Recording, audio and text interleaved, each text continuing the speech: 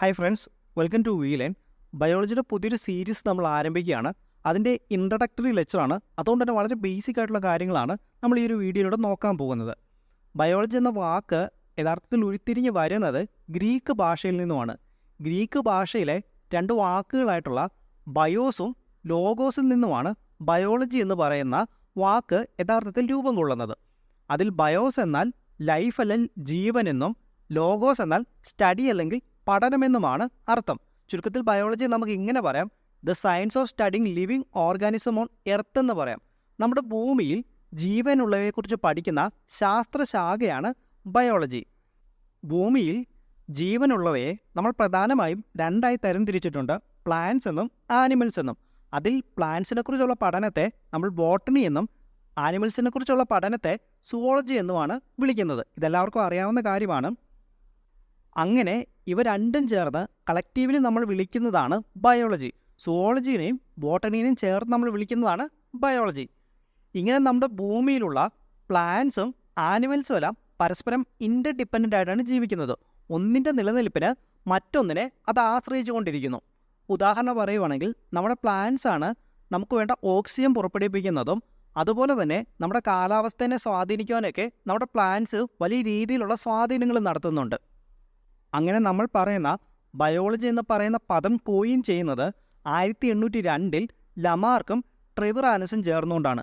അപ്പോൾ ഇവരെ രണ്ടുപേരും നിങ്ങൾ പഠിക്കുവാനായിട്ട് നിങ്ങൾക്ക് എല്ലാവർക്കും അറിയാവുന്നൊരു കമ്പനിയാണ് L&T. L&T കമ്പനിയുടെ പേരിൽ പഠിക്കുക. ബയോളജി എന്ന പദം കോയിൻ ചെയ്യുന്നത് L&T കമ്പനിയാണ്. അങ്ങനെ പഠിച്ചു വെച്ചാൽ അത് കംപ്ലീറ്റ് ആയി. ബയോളജി എന്നതിന് കുറച്ചും കൂടി ഡീറ്റെയിൽ ആയിട്ടുള്ള ഒരു എക്സ്പ്ലനേഷൻ നമ്മൾ നോക്കുകയാണെങ്കിൽ, ഇത് scientific study of unit structures of organisms and their evolution, growth and environment എന്ന് നമുക്ക് പറയാം. നമ്മുടെ ഭൂമിയിലുള്ള വിവിധ ജീവജാലങ്ങളുടെ സ്ട്രക്ചേഴ്സിനെ കുറിച്ച് പഠിക്കുന്നതും അതിൻ്റെ എവല്യൂഷനെ കുറിച്ച് പഠിക്കുന്നതും അതിൻ്റെ വളർച്ചയിലായിട്ട് ഗ്രോത്തിനെ കുറിച്ച് പഠിക്കുന്നതും അത് ജീവിക്കുന്ന എൻവയോൺമെൻറ്റിനെ കുറിച്ച് പഠിക്കുന്ന ഇതെല്ലാം ചേർന്നുള്ള കളക്റ്റീവായിട്ടുള്ള പഠനത്തെ നമുക്ക് ബയോളജി എന്ന് വിളിക്കുവാനായിട്ട് സാധിക്കും. അങ്ങനെയുള്ള ബയോളജിനെ കുറിച്ച് നമ്മൾ പഠിക്കുന്ന സമയത്ത് ആദ്യമായിട്ട് നമ്മുടെ ഭൂമിയിൽ പ്ലാന്റ്സിനും ആനിമൽസിനുമെല്ലാം ലൈഫ് അല്ലെങ്കിൽ ജീവനുണ്ട് എന്നുള്ള ആശയം മുന്നോട്ട് കൊണ്ടുവന്ന സയൻറ്റിസ്റ്റ് അരിസ്റ്റോട്ടിലാണ്. അപ്പോൾ ഈ ഒരു കാര്യം ഓർത്ത് വെക്കുക. ആദ്യമായിട്ട് ആരാണ് നമ്മുടെ പ്ലാന്റ്സിനും ആനിമൽസിനുമെല്ലാം ജീവനുണ്ട് എന്ന് പറയുന്ന ആശയം മുന്നോട്ട് കൊണ്ടുവന്നത് എന്ന് നമ്മളടുത്ത് ചോദിക്കുന്ന സമയത്ത് അത് അരിസ്റ്റോട്ടിലാണ് എന്ന് ഓർത്ത് വെക്കുക. കൂടാതെ father of biology, father of zoology, father of ancient science എന്നെല്ലാം അറിയപ്പെടുന്നത് നമ്മുടെ അരിസ്റ്റോട്ടിലാണ്. അപ്പോൾ ഇവിടെ ഒരു കാര്യം ഓർത്ത് വെക്കുക: ഫാദർ ഓഫ് ഏൻഷ്യൻ്റ് സയൻസ് ആണ് അരിസ്റ്റോട്ടിൽ. എന്നാൽ ഫാദർ ഓഫ് സയൻസ് അല്ലെങ്കിൽ ഫാദർ ഓഫ് മോഡേൺ സയൻസ് ചോദിക്കുന്ന സമയത്ത് അത് ഗലീലിയാണ്. അപ്പോൾ എന്തിൻ്റെയൊക്കെ പിതാവാണ് നമ്മുടെ അരിസ്റ്റോട്ടിൽ? ബയോളജിയുടെയും അതുപോലെ തന്നെ സുവോളജിയുടെയും അതുപോലെ തന്നെ ഏൻഷ്യൻ്റ് സയൻസിൻ്റെയും പിതാവ് എന്നറിയപ്പെടുന്നത് അരിസ്റ്റോട്ടിലാണ്. ഇദ്ദേഹത്തിൻ്റെ വളരെ പ്രധാനപ്പെട്ട ഒരു പുസ്തകമാണ് ഹിസ്റ്റോറിയ അനിമലേറിയം. അപ്പോൾ ഇതിൽ ഇദ്ദേഹം ഏകദേശം 500 വിവിധ ഇനം മൃഗങ്ങളെക്കുറിച്ച് പരാമർശിച്ചിട്ടുണ്ട്. അപ്പോൾ സുവോളജിയുടെ പിതാവ് അരിസ്റ്റോട്ടിലാണെന്ന് പറഞ്ഞു. അപ്പോൾ ബോട്ടണിയുടെ പിതാവ് ആരാണ്? ബോട്ടണിയുടെ പിതാവ് എന്നറിയപ്പെടുന്നത് തിയോഫ്രാറ്റസ് ആണ്. അപ്പോൾ ഇദ്ദേഹമാണ് പ്ലാന്റ്സുകളെക്കുറിച്ചൊക്കെ ആദ്യമായിട്ട് റിസർച്ചുകൾ കണ്ടക്ട് ചെയ്യുന്നത്. BC 370 BC 287 ഇടയിലായിരുന്നു ഇദ്ദേഹത്തിൻ്റെ റിസർച്ചുകളൊക്കെ നടന്നിട്ടുണ്ടായിരുന്നത്. ഇദ്ദേഹത്തിൻ്റെ വളരെ പ്രധാനപ്പെട്ട പുസ്തകമാണ് ഹിസ്റ്റോറിയ പ്ലാന്റേറം. ഇതിൽ അദ്ദേഹം ഏകദേശം 500 വിവിധ ഇനം പ്ലാന്റ്സുകളെക്കുറിച്ച് വിശദീകരിക്കുന്നു. നമ്മുടെ ലാസ്റ്റ് ടോപ്പിക്കാണ് ബയോഡൈവേഴ്സിറ്റി. നമ്മുടെ ഭൂമിയിൽ വളരെ വൈഡ് വെറൈറ്റീസ് ആയിട്ടുള്ള ലിവിങ് ഓർഗാനിസംസും നമ്മുടെ വിവിധ എക്കോസിസ്റ്റത്തിൻ്റെ ഭാഗമായി കാണുവാനായിട്ട് സാധിക്കും. അത് മറൈൻ എക്കോസിസ്റ്റം ആയിരിക്കാം, ഡെസേർട്ട് എക്കോസിസ്റ്റം ആയിരിക്കും, അല്ലെങ്കിൽ ടെറസ്ട്രിയൽ എക്കോസിസ്റ്റം ആയിരിക്കാം.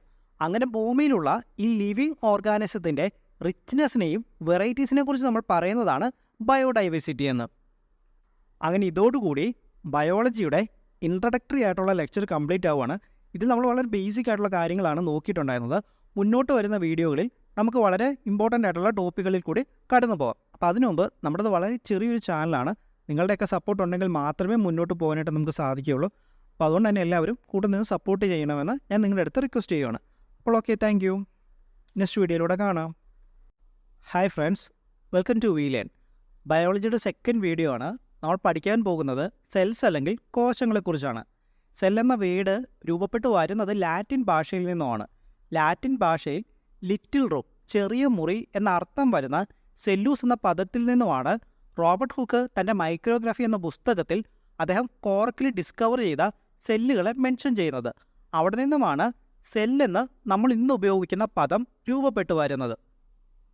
അപ്പോൾ ബേസിക്കലി എന്താണ് ഒരു സെൽ എന്നാൽ, നമ്മൾ കെട്ടിടങ്ങളൊക്കെ നിർമ്മിക്കുന്ന സമയം ചെറിയ ചെറിയ ബ്രിക്കുകൾ അടുക്കിയായിരിക്കും അത് പൂർത്തീകരിക്കുക. അതുപോലെ ലിവിങ് ഓർഗാനിസത്തിൻ്റെ ബിൽഡിംഗ് ബ്ലോക്കുകളാണ് നമ്മുടെ സെല്ലുകൾ എന്ന് നമുക്ക് പറയാം. നമുക്കിതിനെ സ്മോളസ്റ്റ് യൂണിറ്റ് ഓഫ് ലൈഫ് എന്ന് പറയാം. അതുപോലെ തന്നെ basic building blocks of the life എന്ന് പറയും. അപ്പോൾ നിങ്ങൾക്ക് എക്സാംസിനൊക്കെ ചോദിക്കുകയാണ്, എന്താണ് സ്മോളസ്റ്റ് യൂണിറ്റ് ഓഫ് ലൈഫ് അല്ലെങ്കിൽ basic building blocks of the life എന്നൊക്കെ നിങ്ങളുടെ അടുത്ത് എക്സാമിന് ചോദിക്കുകയാണെങ്കിൽ അതിൻ്റെ ഉത്തരം സെല്ലാണെന്ന് ഓർത്തിരിക്കുക. ഇതിനെ നമുക്കൊരു ഡെഫിനേഷനായിട്ട് പറയുകയാണെങ്കിൽ ഇങ്ങനെ പറയാം: basic structural, functional, biological unit of all non living organism.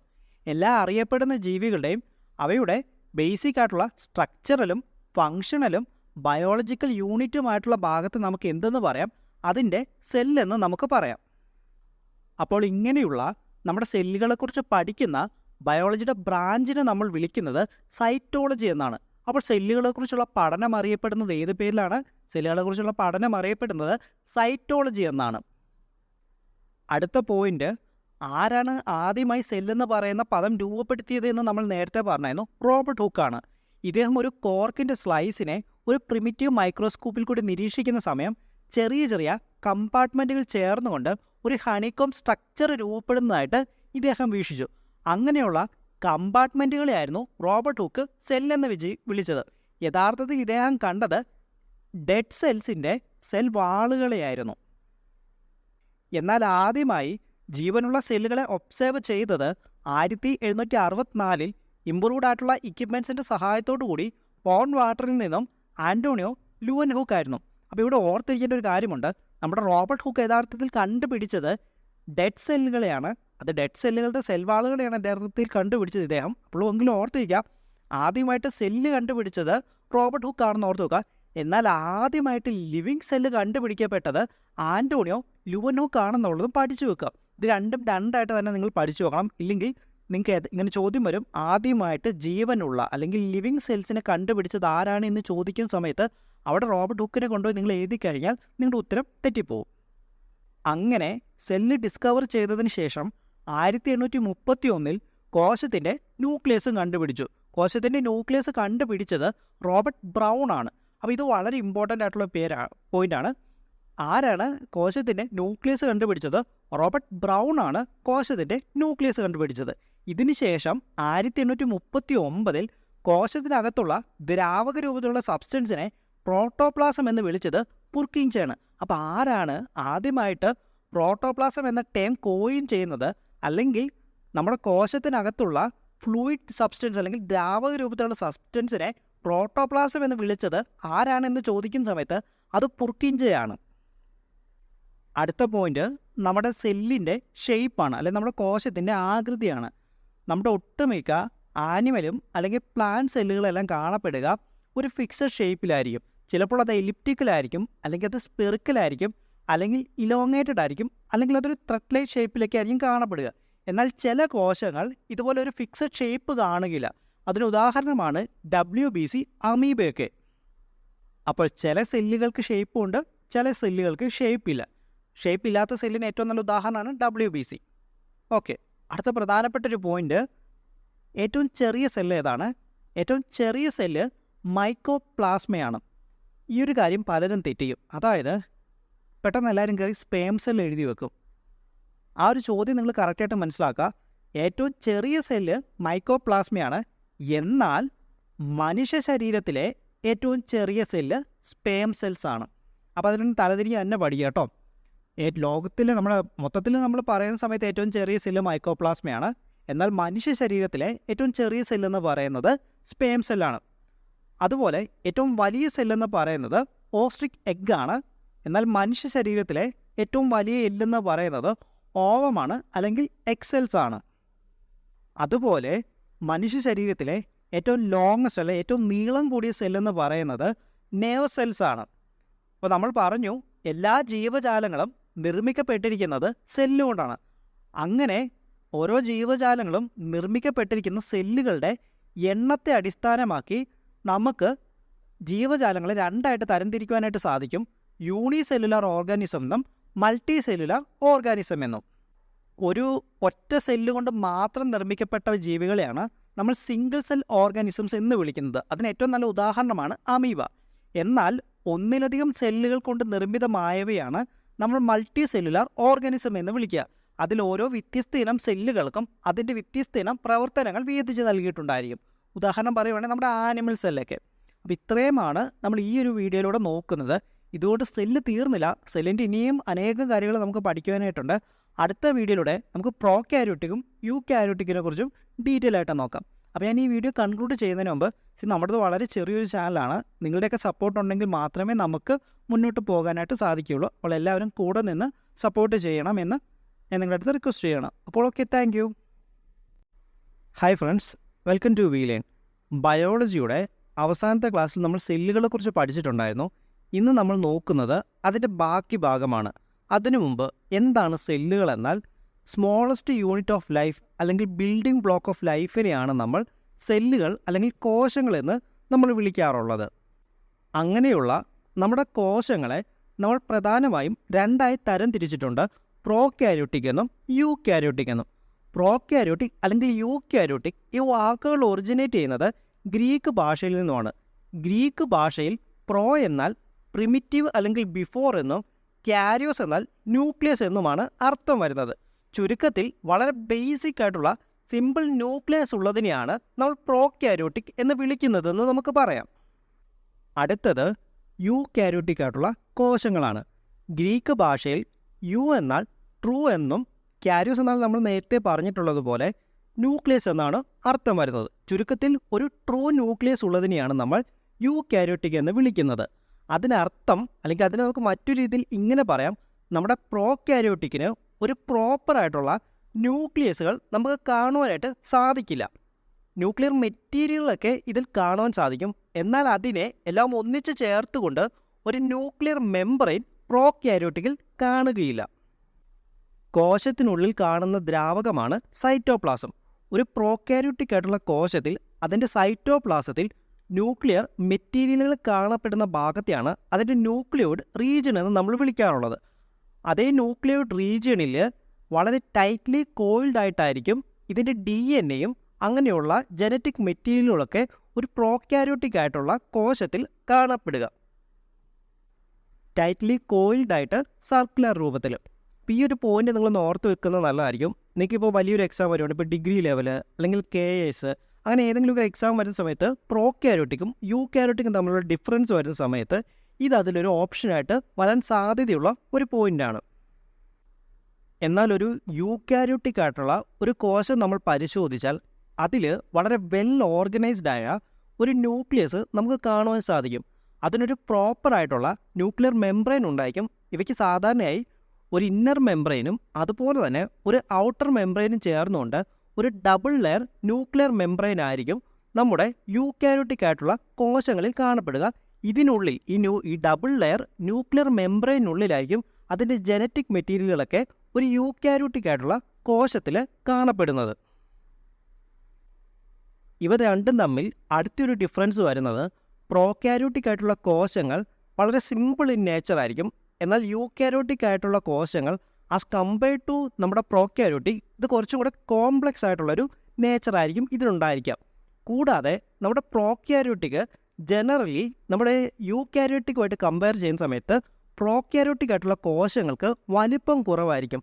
1 തൊട്ട് 10 മൈക്രോൺ മീറ്റർ വരെ മാത്രമായിരിക്കും നമ്മുടെ പ്രോകാരിയോട്ടിക് ആയിട്ടുള്ള കോശങ്ങൾ വലിപ്പം വയ്ക്കുക. എന്നാൽ ഒരു യൂകാരിയോട്ടിക് ആയിട്ടുള്ള കോശങ്ങൾ ഏകദേശം 5 മുതൽ 100 മൈക്രോൺ മീറ്റർ വരെ നമ്മുടെ പ്രോകാരിയോട്ടിക്കുമായിട്ട് കമ്പയർ ചെയ്യുന്ന സമയത്ത് വലിപ്പം കാണും. അതായത് പ്രോകാരിയോട്ടിക് ആയിട്ടുള്ള കോശങ്ങൾ നമ്മുടെ യൂകാരിയോട്ടിക് ആയിട്ടുള്ള കോശങ്ങളെക്കാളും വലിപ്പത്തിൽ ചെറുതാണ്. അടുത്ത പോയിന്റ്, നമ്മുടെ പ്രോകാരിയോട്ടിക് ആയിട്ടുള്ള കോശങ്ങളിൽ ഒരു സിംഗിൾ ക്രോമോസോം മാത്രമായിരിക്കും കാണപ്പെടുക. എന്നാൽ യൂകാരിയോട്ടിക് ആയിട്ടുള്ള കോശങ്ങളിൽ നമുക്ക് മൾട്ടിപ്പിൾ ക്രോമോസോംസ് ആ സ്ഥാനത്ത് നമുക്ക് കാണപ്പെടുന്നതാണ്. ഇനി എന്താണ് ക്രോമോസോം, എന്താണ് പ്രോട്ടോപ്ലാസം, എന്താണ് സൈറ്റോപ്ലാസം, എന്താണ് മൈറ്റോകോൺട്രിയ എന്താണ് ഗോൾഗി അപ്പാരറ്റസ്, ഇങ്ങനെയുള്ള കാര്യങ്ങളൊക്കെ നമുക്ക് മുന്നോട്ട് പോകുന്ന സമയത്ത് വളരെ ഡീറ്റെയിൽ ആയിട്ട് തന്നെ പഠിക്കാം. ഇപ്പോൾ ഇത്രയും മാത്രം ഓർത്ത് വെക്കുക. നമ്മുടെ പ്രോകാരിയോട്ടിക് ആയിട്ടുള്ള കോശങ്ങളിൽ ഒരു സിംഗിൾ ക്രോമോസോം ആയിരിക്കും കാണപ്പെടുക. എന്നാൽ യൂക്കാരിയോട്ടിക് ആയിട്ടുള്ള കോശങ്ങളിൽ ആ സ്ഥാനത്ത് മൾട്ടിപ്പിൾ ക്രോമോസോംസ് കാണപ്പെടുന്നുണ്ടെന്നുള്ളത്. അടുത്തതായി നമ്മൾ പഠിക്കുന്നത് സെൽ തിയറിയാണ്. രണ്ട് ബയോളജിസ്റ്റുകളായിട്ടുള്ള ഷ്ലെയ്ഡനും ഷ്വാനും ചേർന്നുകൊണ്ടാണ് സെൽ തിയറി ഡെവലപ്പ് ചെയ്തത്. ഇത് ആദ്യമായിട്ട് പബ്ലിഷ് ചെയ്യുന്നത് ഇവർ പുറത്തുവിടുന്ന ഒരു പേപ്പറിനകത്താണ്. ആ പേപ്പർ ഇതാണ്: microscopic investigations on the similarities of structure and growth in plants and animals എന്ന് ഇവർ പബ്ലിഷ് ചെയ്യുന്ന ഒരു പേപ്പറിനകത്താണ് ആദ്യമായി സെൽ തിയറി പബ്ലിഷ് ചെയ്തു വരുന്നത്. അപ്പോൾ എന്താണ് ഈ തിയറി പറയുന്നത്? All living organisms are composed of minute units called cells. അല്ലെങ്കിൽ ജീവനുള്ള എല്ലാ ഓർഗാനിസംസും, അത് പ്ലാന്റ്സ് ആയാലും ആനിമൽസ് ആയാലും, രൂപപ്പെട്ടിരിക്കുന്നത് വളരെ ചെറിയ യൂണിറ്റുകളായിട്ടുള്ള സെല്ലുകൾ കൂടിച്ചേർന്നുകൊണ്ടാണ്. ഈ പറയുന്ന തിയറിയാണ് നമ്മുടെ ഷ്ലെയ്ഡൻ്റെയും ഷ്വാൻ്റെയും സെൽ തിയറി എന്ന് നമ്മൾ ജനറലി പറയുന്നത്. പിന്നീട് ഈ തിയറീനെ മറ്റൊരു ബയോളജിസ്റ്റ് ആയിട്ടുള്ള റുഡോൾഫ് വിർച്ചോവ് കുറച്ചുകൂടെ എക്സ്പാൻഡ് ചെയ്യുന്നുണ്ട്. അതായത് ഇദ്ദേഹം പറഞ്ഞു, ഇപ്പോൾ രൂപം കൊള്ളുന്ന ഒരു സെല്ല്, അതായത് നിലവിൽ രൂപം കൊള്ളുന്നൊരു കോശം, അത് റാൻഡമായിട്ട് എവിടെ നിന്നെങ്കിലും വരുന്നതല്ല, ഓൾറെഡി പ്രീ എക്സിസ്റ്റിംഗ് ആയിട്ടുള്ള ഒരു കോശത്തിൽ നിന്നുമാണ് പുതിയൊരു കോശം രൂപപ്പെട്ടു വരുന്നതെന്ന് റുഡോൾഫ് വിർച്ചോവ് പറഞ്ഞു. അതായത് ഇദ്ദേഹം പറഞ്ഞത് സംഭവം ഇങ്ങനെയാണ്: അപ്പോൾ നമുക്ക് നിലവിൽ പുതിയ കോശങ്ങളൊക്കെ രൂപപ്പെട്ട് വരുമല്ലോ. പുതിയ കോശങ്ങളൊക്കെ രൂപപ്പെട്ട് വരുന്നത് അങ്ങനെ വേറെ എവിടെ നിന്നുമല്ല രൂപപ്പെട്ട് വരുന്നത്, അതിനു മുമ്പുണ്ടായിരുന്ന പ്രീ എക്സിസ്റ്റിംഗ് ആയിട്ടുള്ള കോശങ്ങളിൽ നിന്നുമാണ് പുതിയതായിട്ടുള്ള കോശങ്ങൾ രൂപപ്പെട്ട് വരുന്നതെന്ന് പറഞ്ഞുകൊണ്ട് ഈ തിയറിനെ, സെൽ തിയറിനെ കുറച്ചും കൂടി ഒന്ന് എക്സ്പാൻഡ് ചെയ്തു നമ്മുടെ റുഡോൾഫ് വിർച്ചോവ്. അപ്പോൾ ഈ ഒരു കാര്യം കൂടെ ഒന്ന് നിങ്ങൾ ഓർത്ത് വെക്കണം. ഇത് നിങ്ങളുടെ എക്സാമിന് വളരെ പ്രധാനപ്പെട്ട ഒരു ടോപ്പിക്കാണ്. അപ്പോൾ ഇത്രയും കാര്യങ്ങൾ കൊണ്ട് ഞാൻ ഈ ഒരു വീഡിയോ വൈൻഡപ്പ് ചെയ്യുവാണ്. ബാക്കി കാര്യങ്ങൾ നമുക്ക് അടുത്ത വീഡിയോയിലോട്ട് പഠിക്കാം. അപ്പോൾ അതിനു മുമ്പ് നമ്മുടെ വളരെ ചെറിയൊരു ചാനലാണ്. അപ്പോൾ നിങ്ങളുടെയൊക്കെ സപ്പോർട്ട് ഉണ്ടെങ്കിൽ മാത്രമേ നമുക്ക് മുന്നോട്ട് പോസിറ്റീവായിട്ട് പോകാൻ സാധിക്കുള്ളൂ. അപ്പോൾ എല്ലാവരും ലൈക്ക് ചെയ്യണമെന്നും, ആരും ലൈക്ക് ചെയ്യാൻ മറക്കില്ല കേട്ടോ. യൂട്യൂബിൻ്റെ അൽഗോരിതം അനുസരിച്ച് അത് അങ്ങനെയാണ്. ലൈക്കൊക്കെ കമൻസൊക്കെ ഉണ്ടെങ്കിൽ മാത്രമേ ആ ഒരു ചാനൽ മുന്നോട്ട് പോവുകയുള്ളൂ. ഓക്കെ, അപ്പം എല്ലാവരും ലൈക്ക് ചെയ്യണമെന്നും കമൻറ്റ് ചെയ്യണമെന്നും ഫ്രണ്ട്സിനൊക്കെ ഒന്ന് ഷെയർ ചെയ്യണമെന്നും ഞാൻ നിങ്ങളുടെ അടുത്ത് റിക്വസ്റ്റ് ചെയ്യണം. Okay, thank you. Hi friends, welcome to We Learn. നമ്മൾ സെൽ അല്ലെങ്കിൽ കോശങ്ങളുടെ ബേസിക്സ് നമ്മൾ മുമ്പത്തെ വീഡിയോയിലൂടെ പഠിച്ചിട്ടുണ്ടായിരുന്നു. നമ്മൾ അതിൻ്റെ ബാക്കിയായി വരുന്ന പാർട്സ് ഓഫ് സെൽസിനെ കുറിച്ചാണ് ഇന്നത്തെ വീഡിയോയിലൂടെ നോക്കാൻ പോകുന്നത്. ശരിക്കും നമ്മുടെ പാർട്സ് ഓഫ് സെൽ എന്ന് പറയുന്നത് വളരെ വലിയൊരു ടോപ്പിക്കാണ്. അത് ചെറിയൊരു വീഡിയോയിലൂടെ കംപ്ലീറ്റ് ആകില്ല. നമുക്ക് അതുകൊണ്ട് തന്നെ പാർട്സ് ഓഫ് സെല്ലിനെ നമുക്കൊരു 3 പാർട്ടുകളായിട്ട് ചെയ്യാം. നമ്മളിപ്പോൾ ഒരു കോശം പരിശോധിക്കുകയാണെങ്കിൽ നമുക്ക് അതിനുള്ളിൽ അനേകം ഭാഗങ്ങൾ കാണുവാനായിട്ട് സാധിക്കും. ഉദാഹരണത്തിന് നമ്മളൊരു മനുഷ്യ ശരീരം എടുക്കുക. മനുഷ്യ ശരീരത്തിൽ നമുക്ക് വിവിധ അവയവം, നമ്മുടെ കൈ, കാല്, കണ്ണ്, അങ്ങനെ നമുക്ക് വിവിധ അവയവങ്ങൾ കാണുവാൻ സാധിക്കുന്നത് പോലെ തന്നെ നമ്മളൊരു കോശം പരിശോധിച്ചു കഴിഞ്ഞാൽ അതിനുള്ളിലും നമുക്ക് അനേകം കമ്പാർട്ട്മെൻറ്റുകൾ കാണുവാനായിട്ട് സാധിക്കും. ഇങ്ങനെ വിവിധ കമ്പാർട്ട്മെൻറ്റുകൾ കൂടിച്ചേരുന്നിടത്താണ് ഒരു കോശം അല്ലെങ്കിൽ ഒരു സെല്ല് രൂപപ്പെടുന്നത്. അങ്ങനെ നമ്മുടെ ഓരോ സെല്ലിലുമുള്ള ഇങ്ങനെയുള്ള കമ്പാർട്ട്മെൻറ്റുകളെയാണ് നമ്മൾ സെൽ ഓർഗനൽസ് എന്ന് വിളിക്കാറുള്ളത്. ബേസിക്കലി ഒരു സെല്ലിന് ജീവിക്കാൻ സാധിക്കുന്നതും അതുപോലെ തന്നെ അതിൻ്റെ വിവിധ ഫങ്ഷൻസ് പെർഫോം ചെയ്യാൻ സാധിക്കുന്നതും ഈ സെൽ ഓർഗനൽസിൻ്റെ സഹായത്തോടു കൂടിയാണ്. അങ്ങനെയുള്ള ഈ സെൽ ഓർഗനൽസ് എല്ലാം ചേർന്ന് രൂപം കൊള്ളുന്ന ബേസിക് യൂണിറ്റുകളെയാണ് നമ്മൾ കോശങ്ങൾ അല്ലെങ്കിൽ സെല്ലുകളെന്ന് വിളിക്കാറുള്ളത്. നമ്മൾ കോശത്തിൻ്റെ വിവിധ പാർട്ടുകൾ പഠിക്കുന്ന സമയം നമുക്കതിനെ 4 ചെറിയ ചെറിയ കമ്പോണൻസ് ആയിട്ട് ഡിവൈഡ് ചെയ്യാം. ഒന്നാമതായി ന്യൂക്ലിയസ്. കോശത്തിൻ്റെ കേന്ദ്രഭാഗത്തെയാണ് ന്യൂക്ലിയസ് എന്ന് വിളിക്കുന്നതെന്ന് തൽക്കാലം നിങ്ങൾ മനസ്സിലാക്കിയിരിക്കുക. രണ്ടാമതായി ഔട്ടർ കവറിങ്. തൽക്കാലം കോശത്തിന് പുറമെയുള്ള ആവരണത്തെയാണ് നമ്മൾ ഔട്ടർ കവറിങ് എന്ന് വിളിക്കുന്നതെന്ന് തൽക്കാലം ഓർത്തിരിക്കുക. മൂന്നാമതായി പ്രോട്ടോപ്ലാസം. ഒരു കോശത്തിനുള്ളിൽ കാണുന്ന ദ്രാവകത്തെയാണ് നമ്മൾ പ്രോട്ടോപ്ലാസം എന്ന് വിളിക്കുന്നത്. അതുപോലെ കോശത്തിലെ ലിവിങ് മെറ്റീരിയലുമാണ് പ്രോട്ടോപ്ലാസം എന്ന് ഓർത്തിരിക്കുക. നിങ്ങൾക്കൊരു ചോദ്യം വരുവാണ്, നമ്മൾ ഒരു കോശത്തിനുള്ള ലിവിങ് മെറ്റീരിയൽ എന്നറിയപ്പെടുന്നത് എന്തെന്ന് ചോദിക്കുന്ന സമയം അതിൻ്റെ ഉത്തരം എന്ന് പറയുന്നത് പ്രോട്ടോപ്ലാസമാണ്. ഇനി നാലാമതായിട്ടുള്ള നമ്മുടെ കമ്പോണൻ്റ് എന്ന് പറയുന്നത് സെൽ ഓർഗനൽസ് ആണ്. നമ്മൾ കമ്പോണൻസിൽ ഒന്നാമത് പറഞ്ഞ ന്യൂക്ലിയസിനെ കുറിച്ചാണ് ആദ്യം നോക്കുവാൻ പോകുന്നത്. നമ്മുടെ കോശത്തിനുള്ളിൽ നടക്കുന്ന എല്ലാ മെറ്റാബോളിക് ആക്ടിവിറ്റികളെ നിയന്ത്രിക്കുന്ന കൺട്രോൾ സെൻ്ററാണ് നമ്മുടെ ന്യൂക്ലിയസ്. അല്ലെങ്കിൽ നമുക്കതിനെ ന്യൂക്ലിയസിനെ ബ്രെയിൻ ഓഫ് എ സെൽ, കോശത്തിൻ്റെ തലച്ചോറ് എന്ന് വിളിക്കാം. ഇപ്പം നിങ്ങൾക്കിവിടെ വേറൊരു ചോദ്യം വരുവാണ്, കോശത്തിൻ്റെ തലച്ചോർ എന്നറിയപ്പെടുന്ന ഭാഗം ഏതെന്ന് ചോദിക്കുമ്പോൾ അതിൻ്റെ ഉത്തരം എന്ന് പറയുന്നത് അതിൻ്റെ ന്യൂക്ലിയസ് ആണ്. 1831 റോബർട്ട് ബ്രൗൺ ആണ് കോശത്തിൻ്റെ ന്യൂക്ലിയസ് കണ്ടുപിടിക്കുന്നത്. അപ്പോൾ ഈ ഒരു ചോദ്യവും ചോദിക്കുന്നതാണ്, ആരാണ് കോശത്തിൻ്റെ ന്യൂക്ലിയസ് കണ്ടുപിടിക്കുന്നതെന്ന്. 1831 റോബർട്ട് ബ്രൗൺ ആണ് കോശത്തിൻ്റെ ന്യൂക്ലിയസ് കണ്ടുപിടിക്കുന്നത്. ഇങ്ങനെയുള്ള നമ്മുടെ ന്യൂക്ലിയസിനെ ബാഹ്യമായ കാര്യങ്ങളിൽ നിന്നും സംരക്ഷണം നൽകിക്കൊണ്ടു പോകുന്ന ഒരു ഡബിൾ മെംബ്രെയിന് നമുക്ക് കാണുവാനായിട്ട് സാധിക്കും. അതിനൊരു ഇന്നർ മെംബ്രെയിനുമുണ്ട്, അതുപോലെ തന്നെ ഒരു ഔട്ടർ മെംബ്രെയിനുമുണ്ട്. കൂടാതെ ഒരു കോശത്തിലെ ജനറ്റിക് ഇൻഫോർമേഷൻസ് എല്ലാം കാണപ്പെടുന്നതും നമ്മുടെ ന്യൂക്ലിയസിനുള്ളിലാണ്. എന്താണ് ജനറ്റിക് ഇൻഫോർമേഷൻസ് എന്നാൽ നമ്മുടെ ഹെറിഡിറ്ററി മെറ്റീരിയൽ ആയിട്ടുള്ള DNA അല്ലെങ്കിൽ ഡിയോക്സി റൈബോ ന്യൂക്ലിക് ആസിഡിനെയാണ് നമ്മൾ ജനറ്റിക് മെറ്റീരിയലുകൾ എന്ന് വിളിക്കുന്നത്. ഇനി എന്താണ് ഒരു ന്യൂക്ലിയർ മെംബ്രെയിൻ എന്നാൽ? നമ്മൾ നേരത്തെ തന്നെ പറഞ്ഞായിരുന്നു, നമ്മുടെ ന്യൂക്ലിയസിനെ സംരക്ഷിച്ചുകൊണ്ട് ഒരു ആവരണം കാണപ്പെടുന്നുണ്ട് എന്നുള്ളത്. ഈ ആവരണത്തെയാണ് നമ്മൾ ന്യൂക്ലിയർ മെംബ്രെയിൻ അതുപോലെ തന്നെ ന്യൂക്ലിയർ എൻവലോപ്പ് എന്നും വിളിക്കാറുള്ളത്. അപ്പോൾ നിങ്ങളുടെ അടുത്തൊരു ചോദ്യം ചോദിക്കുകയാണ്, എന്താണ് ന്യൂക്ലിയർ എൻവലോപ്പ് എന്ന് ചോദിച്ചു കഴിഞ്ഞാൽ അത് ന്യൂക്ലിയർ മെംബ്രെയിൻ തന്നെയാണ്. ന്യൂക്ലിയർ മെംബ്രെയിൻ അറിയപ്പെടുന്ന മറ്റൊരു പേരാണ് ന്യൂക്ലിയർ എൻവലോപ്പ് എന്നുള്ളതും. ഞാൻ നേരത്തെ പറഞ്ഞതുപോലെ ഇതൊരു ബൈലെയർഡ് മെംബ്രെയിനാണ്. ഒരു ഔട്ടർ ലെയറുമുണ്ട്, അതുപോലെ തന്നെ ഇതിനൊരു ഇന്നർ ലെയറും കാണപ്പെടുന്നുണ്ട്. അങ്ങനെയുള്ള നമ്മുടെ ന്യൂക്ലിയർ മെംബ്രെയിനിൽ നമുക്ക് ചെറിയ ചെറിയ പോസുകൾ കാണാനായിട്ട് സാധിക്കും. എന്താണ് പോസ് എന്നാൽ? പോസ് മീൻസ് ചെറിയ ചെറിയ സുഷിരങ്ങൾ. ഇങ്ങനെയുള്ള ഈ പോസ് വഴിയാണ് നമ്മുടെ ന്യൂക്ലിയസും അതിന് പുറത്തുള്ള വസ്തുക്കൾക്കും ഇടയിലായിട്ടുള്ള എക്സ്ചേഞ്ചുകൾ നടക്കുന്നത്. അതായത് നമ്മുടെ ന്യൂക്ലിയസിനുള്ളിലേക്ക് ചില വസ്തുക്കൾക്ക് വരേണ്ടതായിട്ട് വരും, അതുപോലെ തന്നെ ന്യൂക്ലിയസിനുള്ളിൽ നിന്നുള്ള വസ്തുക്കൾക്ക് പുറത്ത് പോകേണ്ടതായിട്ട് വരും. അങ്ങനെയുള്ള എക്സ്ചേഞ്ചുകൾ നടക്കുന്നത് നമ്മുടെ ന്യൂക്ലിയർ മെംബ്രെയിനിൽ കാണപ്പെടുന്ന ഈ ചെറിയ ചെറിയ പോസ് വഴിയാണ്. അപ്പോൾ കൂടെ തന്നെ ഓർത്ത് വെക്കുക, നേരത്തെ പറഞ്ഞതെന്നുള്ളത് നമ്മുടെ ന്യൂക്ലിയർ മെംബ്രെയിൻ എന്നുള്ളത് ഒരു ഡബിൾ ലെയർഡ് സ്ട്രക്ചറാണ്. അതിനൊരു ഔട്ടർ ലെയറുമുണ്ട്, ഇന്നർ ലെയറുമുണ്ട്. അങ്ങനെയുള്ള ഈ ഔട്ടർ ലെയറിനും ഇന്നർ ലെയറിനും ഇടയ്ക്ക് കാണപ്പെടുന്ന സ്പേസ് ഉണ്ട്. ഈ സ്പേസ് അറിയപ്പെടുന്ന പേരാണ് പെരി ന്യൂക്ലിയർ സ്പേസ് എന്ന പേരിൽ. അപ്പോൾ നിങ്ങൾക്കൊരു ചോദ്യം വരുവാണ്, എന്താണ് പെരി ന്യൂക്ലിയർ സ്പേസ് എന്നൊരു ചോദ്യം വന്നു കഴിഞ്ഞാൽ അത് നമ്മുടെ ന്യൂക്ലിയസിൻ്റെ ആവരണമായിട്ടുള്ള ന്യൂക്ലിയർ മെംബ്രെയിനിൽ, അതായത് രണ്ട് ആവരണങ്ങൾ ചേർന്നിട്ടാണ് ന്യൂക്ലിയർ മെംബ്രെയിൻ രൂപപ്പെടുന്നത്, ഔട്ടർ ലെയറും ഇന്നർ ലെയറും. അങ്ങനെയുള്ള ഔട്ടർ ലെയറിനും ഇന്നർ ലെയറിനും ഇടയ്ക്ക് കാണപ്പെടുന്ന സ്പേസിനെയാണ് നമ്മൾ പെരി ന്യൂക്ലിയർ സ്പേസ് എന്ന് വിളിക്കാറുള്ളത്. അടുത്തതായി നമുക്ക് പഠിക്കാനുള്ളത് ന്യൂക്ലിയോലസുകളെ കുറിച്ചാണ്. നമ്മുടെ ന്യൂക്ലിയസിനുള്ളിൽ കാണപ്പെടുന്ന സ്പെറിക്കൽ മെംബ്രെയിൻലെസ് ബോഡീനെയാണ് നമ്മൾ ന്യൂക്ലിയോലസ് എന്ന് വിശേഷിപ്പിക്കാറുള്ളത്. അപ്പോൾ എന്തൊക്കെ ചേർന്നുകൊണ്ടാണ് നമ്മുടെ ന്യൂക്ലിയോലസുകൾ രൂപം കൊണ്ടിരിക്കുന്നത്? നമ്മുടെ DNA-യും RNA-യും അതുപോലെ പ്രോട്ടീൻസും ചേർന്നുകൊണ്ടാണ് ന്യൂക്ലിയോലസുകൾ രൂപം കൊണ്ടിരിക്കുന്നത്.